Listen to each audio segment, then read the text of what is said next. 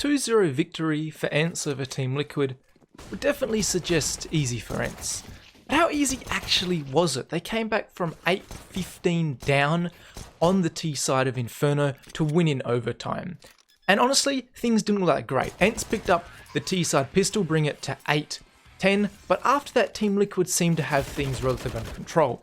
We saw the first gun round 19, and Lige punishes two players coming through smoke top middle, before then actually also swinging in and getting the third kill in towards Boiler, looking very confident. Round 20, a nice flash from Twist through the smoke, gives them 2 more kills on this rap side, again from Lige, 5 kills in 2 rounds. Round 21, started to go in the way of ENCE, but Twist gets a very nice 3k holding on from this balcony area, ensuring the retake and the 13th round from Team Liquid. So A site definitely seemed close to business. Now round 22 is where I really want to start digging into this one. Because so far, as you've seen for those clips from Lige, Team Liquid are playing a very active style of defense. They're going looking for these kills, getting this information, taking map control away from ENCE. And Alexi V actually said in the interview after the game that they decided, let's play a default now. We're going to just start defaulting out the rest of this half and try and punish Team Liquid for the aggression they're trying to take onto us. In round 22, Liquid continue to try and do more of the same. However, Stewie gets punished for getting maybe a little bit presumptuous out towards that B site, and you see Lige gets traded straight back despite the nice flash from his teammate at Arch. So straight away, ENCE looking very good in this one, in a 4v3, adjusting very well to Team Liquid's very offensive defense.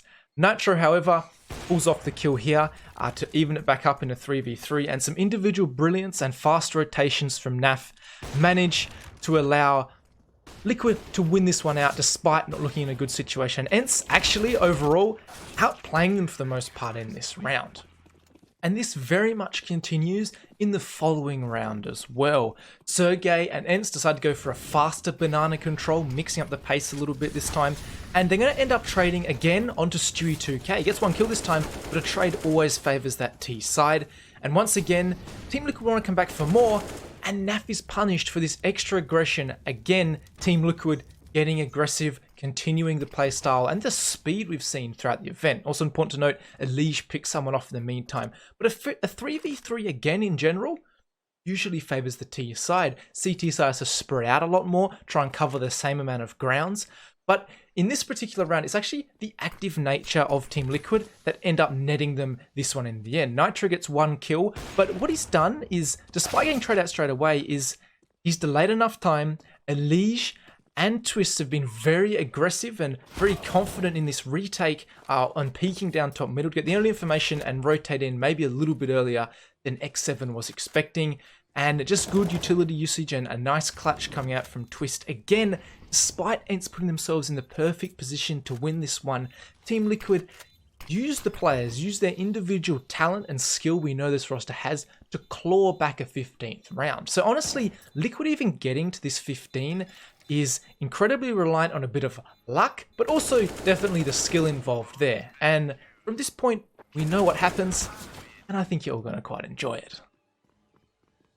Now here's something I've got to give Team Liquid props for. Is despite being up 15-8 and this aggression actually netting them rounds overall in the end, they do slot back. They fall off this banana. They don't try and force the issue like they might have previously been. They understand the pace needs to be changed a little bit from them. They can allow this ENCE roster to come towards them. ENCE take a bit of top mid control in this round here, being smoked off though, however, by the CT side. But once again, we see Team Liquid not getting too aggressive back in here. One flash for a little peek from a Lige, and this information is actually a little bit mistelling from Team Liquid. You see they start to rotate this third player over here towards B. Nitro puts himself in a great position to cheat over a little bit, a much faster rotate towards B, because he did see no one towards top middle. They're not trying to hang on to this top middle, however, they've decided to fall off it, and they're playing their sights in general. Stewie using this more passive hold to punish this first initial player coming in from ENCE, and it's going to be one of the easier kills he's probably ever had the pleasure of getting. And at this point, it doesn't really look very good for ENCE. They have 1 smoke, 1 flash left, and they've got to try and break this crossfire, despite the fact that Liquid are a little bit wrong here. They've cheated towards the B side and was actually going to end up being an A hit. However, to kickstart this combat, there's a man called X7. He's going to do some crazy things right now. He spots a Lige, a very nice shot, and on 35 points of health, has the confidence to come out and take out Twist, one of the best aimers we currently have in the game. Alu also doing work, cutting out that rotation in Nitro, who we saw was cheered towards this B site. And at this point, it's important to note that despite Team Liquid winning all these gun rounds in a row, because ENCE those last two have done quite a good job of punishing this aggression, look at the money on the right of your screen for Team Liquid. You've got Stewie, only $350. Twist is sitting on a fat $0, and Naf is trying to hang on to his AK just to bolster this buy into the next round. And we can see the buy in the next round isn't great. Naf did manage to save his AK, but got Twists on a CZ, MP9 coming out for Nitro, so it's definitely less than ideal for Team Liquid. And I talked earlier about individual brilliance from Liquid winning those 14th and 15th round for them. Well, we just saw individual brilliance from X7, and this man is going to continue on a tear. A very basic execute coming from ENCE, just a couple of flashes to wrap on towards this A site.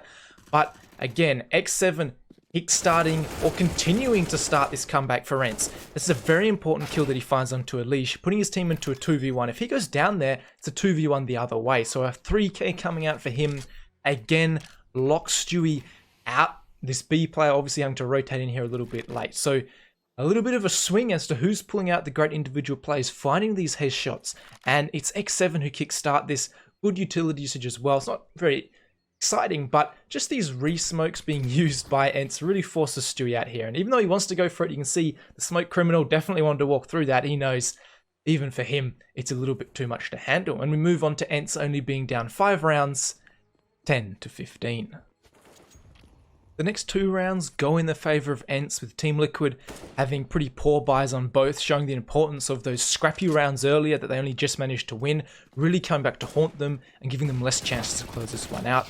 Again, more individual brilliance. I feel like I keep saying that from ENCE. A 3k from Sergey, really closing out their 12th round in general. That's all I'm going to really say, because round 28 is the one that, if you know me, I love tactics, and this is probably the sexiest round of the entire half. So what's so beautiful about this round? Well, it's the way that ENCE manipulate this defense from Team Liquid, make them rotate and move around the map exactly like they want to. Team Liquid are forced to play the way ENCE want them to, and that nets them this 13th round. It starts with a very basic banana control, the Molotov towards top car to stop the CTs pushing, but they're going to keep recycling these mollies really wanting control. A second Molotov to stop the CTs pushing through, a flashover from Sergey allows him through this bottom banana after all the Molotovs have faded from Team Liquid. Another Molotov and another flash from Sergey, really fighting for this, allows them to take control, and they catch Stewie Q2K, really wanting to force the issue here. Despite the fact that ENCE have put 3 Molotovs towards top car, Liquid wanted to continue fighting this, and we've seen this continuing to be a bit of a problem, and ENCE have punished Team Liquid for it.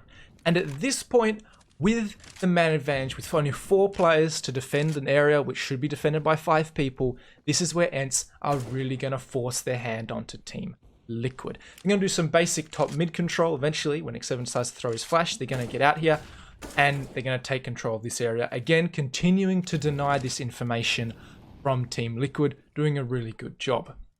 Now look at the way Team Liquid have set up. Because they only have this 4-player setup, they're forced to run just a 1-player over here towards B if they want to, and a rotator and NAF towards this B site. And you can see ENCE understand how Team Liquid are going to be forced to set up because of the utility set they're about to throw. And it's a great one, because these 2 smokes they throw deny as much information as possible from Team Liquid and force them to rotate in here towards the A site. So we're going to have X7 throw that smoke out towards the balcony, denying information there. And the smoke we saw from Alu thrown over is one that forces NAF away from this rotator position, because you can see there it is there. I wish I could draw on the map. There's my console because I'm not allowed to draw, but that smoke there was one thrown by Alu. And you can see NAF was playing this position here with this line of sight so that they know they can't get wrapped onto. NAF is forced back away out towards library because this smoke is thrown down along with this one. It's very hard for them to see anyone come out of halls. So the information Team Liquid have right now, if someone's at least top middle, they just took top mid control, they've thrown a smoke here, and someone has to have been in halls relatively recently to get this particular smoke to land. Now we can see on the map right now, ENCE have the plans to go back towards B, And that's why this smoke thrown by Alu is so important, because Naf can't play this close rotator role. We're going to watch his point of view now. He's forced around here towards Library, which you can see is a lot further away than this position here, to helping Nitro out when this B hit does eventually come in. So I love the understanding from ENCE, knowing how these Team Liquid members are going to set up with their 4-man defense. And if we continue watching Naf here, you're going to see exactly how it plays out. He's forced out here towards Library, a lot further away from Nitro on the B site. X7's going to jump out here, applying pressure, forcing them to play towards this A area of the map. But while this is all going on, look at the rest of the members. They're all grouped up here in Banana, ready to go out behind this smoke that's about to bloom. And Nitro does the best he can. X7's going to go down towards short. I'm not going to look at that. We're going to look towards this B site. So the smoke and the flash come through. They come through relatively simply. Nitro is going to find one before he gets traded back by Alexi B. At this point, this is another way I know that ENCE knew exactly how Team Liquid are going to react with those 2 smokes they threw out. Is Ali was confident enough after finding that first kill, he's going to come straight through smoke, also understanding if there's a solo player in CT, that increases the chances that these players are further away. But because they pulled Naf just that little bit further away towards Library, they know they can get aggressive, get these much more powerful positions in towards construction and in towards where Alu is right now. And look what it ends up netting them. Is Naf is none the wiser what could be going on. He's going to start trying to get in here. That's an easier kill than Alu's probably ever had. Alexi B knows from this information from Alu, okay, let's take another aggressive position. And Elige, once again, not going to be expecting this, and it's going to be another one to really lock out this 3v3 defense. So you can see the understanding overall from these players to get into more aggressive positions, increase their chance in the 3v3 after plan, even more than it already is towards this B site. And they knew exactly what the smokes are doing, and Team Liquid had absolutely no chance into this one once they gave up that opening pick.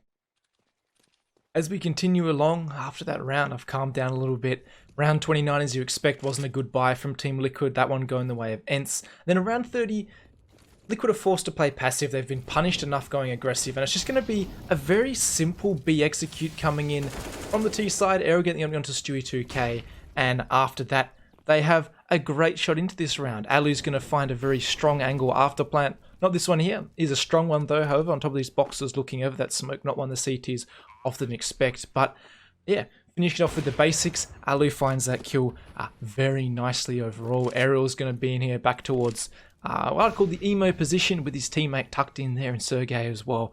And I'm just going to let this one play out. I mean, a 5v3 is always going to be rough for Team Liquid, but yeah.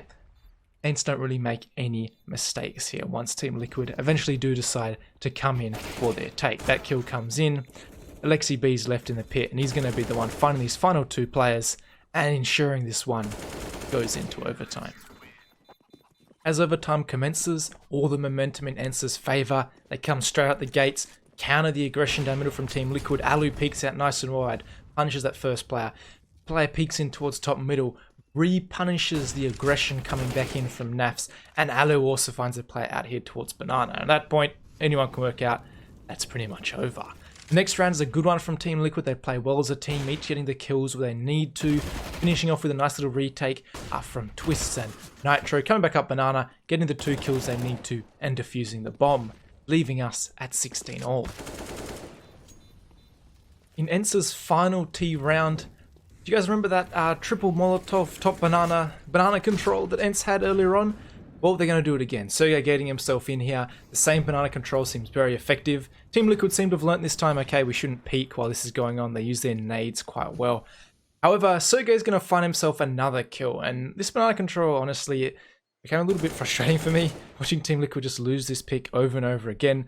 However, while this is going on, a good bit of A execute and A pressure coming at the same time that banana control's coming on. That nade's going to Kobe twist in towards the pit. Ali's going to find 2 players playing very well from that balcony area. And honestly, that was a very good round. Pressuring that banana, making sure that there's a lot of attention there for Team Liquid, understanding that Team Liquid had quite a few members there at least, and just attacking the A site nice and early, changing the pace up. If you noticed earlier, they finished a lot of rounds close to the clock winding down. At this point, they went nice and fast into this one, and it's the last round of overtime, so Stewie 2K might go for this one, or he will go for this one, he may as well, is what I meant to say, but he's going to be finished off in the back by Alexi B. In round 34, we see ENCE doing what Team Liquid couldn't, hanging on and punishing the aggression on this T side when you're trying to take this banana control away. You can see a good jump spot after these later Molotovs from X7, spots the player in pit, and the double nade coming in spells the end for Unleash. That's great banana control, very well drilled by ENCE, spotting that player there. But after that, that very good banana control, it's at this point where Team Liquid just do the damage themselves. I'm not really sure what's going on with this smoke. You can see it's just landed from the T side. They obviously want to speed up. They learnt from that utility set, so a good read from Liquid actually that there was a lot of players over there towards that banana area. As you can see, both Alu and Sergey aren't exactly on the site ready to attack. It's only Aerial defending this area. So try and speed up, try and get there really fast. But this botched smoke just allows Alu to have a field day, and any hope Team Liquid have of this read, which was correct from them, knowing that the A site's probably a little bit weak, just gets taken away by this really embarrassing smoke out here towards Arch. Alu says, thank you very much. And yeah, just like that, Sergey's going to take out the final player. Twist does eventually find Sergey, but it's a 3v1, and look at the bomb. Alu says, oh, there's the bomb. Thank you very much, Team Liquid. Thank you for that smoke, which allowed me to lock in at least double overtime for my team. And you can see Twist, you can't blame him for this. There's nothing he could have done in this scenario.